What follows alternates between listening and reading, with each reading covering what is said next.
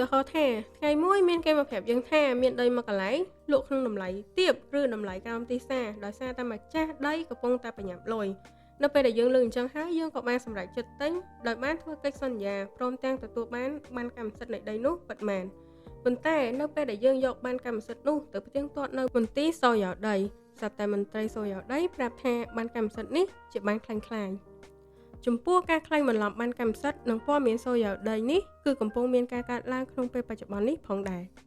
វាបានបាត់សម្គាល់ម្ចាស់អចលនវត្ថុឬបានសម្គាល់សិទ្ធិកាន់កាប់អចលនវត្ថុដែលជាទូទៅត្រូវបានគេស្គាល់ថាជាបានកម្មសិទ្ធិឬប្លង់ដីគឺជាឯកសារផ្លូវការដែលចេញដោយរដ្ឋបាលសោយោដីជូនចំពោះកម្មសិទ្ធិករឬអ្នកមានសិទ្ធិកាន់កាប់អចលនវត្ថុនោះដោយស្របច្បាប់ឯកសារនេះមានគោលបំណងបញ្ជាក់អត្ថិភាពនៃសិទ្ធិនិងអត្តសញ្ញាណរបស់ម្ចាស់កម្មសិទ្ធិលើអចលនវត្ថុក្រៅពីការចេញបានកម្មសិទ្ធិរដ្ឋបាលសោយោដីក៏អាចចេញលិខិតបញ្ជាក់ព័ត៌មានសោយោដីដែលបង្ហាញអំពីស្ថានភាពកតញ្ញុនៃអចលនវត្ថុនោះឬព័ត៌មានអំពីបន្ទុកផ្សេងៗនិងលក្ខណៈនៃដីដែលផ្អែកលើទិន្នន័យដែលមាននៅក្នុងឯកសារនិងសៀវភៅគោលបញ្ជីដីធ្លីឯកសារទាំងនេះមានសារៈសំខាន់ក្នុងការបញ្ជាក់អត្តសញ្ញាណរបស់ម្ចាស់ទ្រព្យនិងព័ត៌មានពាក់ព័ន្ធនឹងអចលនវត្ថុដើម្បីធានាទំនុកចិត្តសាធារណៈនិងការពារផលប្រយោជន៍របស់ភាគីពាក់ព័ន្ធផងដែរ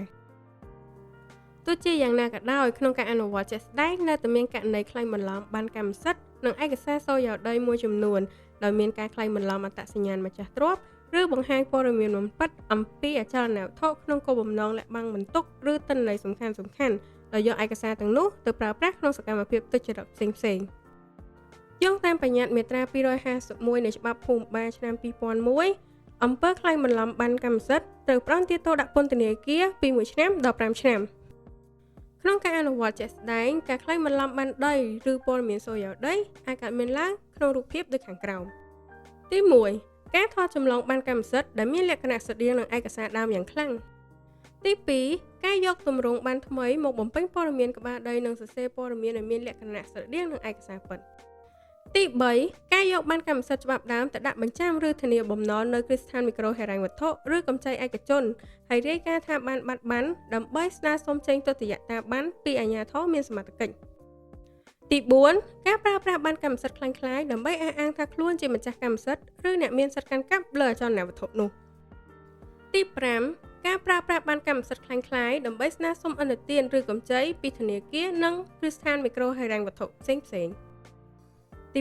6ការប្រើប្រាស់បានคล้ายៗដើម្បីទាមទារឬចូលកាន់កាប់ជាក់ស្ដែងលើអចលនវត្ថុណាមួយដោយខុសច្បាប់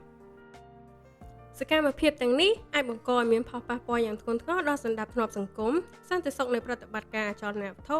និងទំនុកចិត្តក្នុងវិស័យធុរកិច្ចដូច្នេះដើម្បីធានាភាពត្រឹមត្រូវនិងភាពប្រកបប្រជានៃទិន្នន័យអចលនវត្ថុ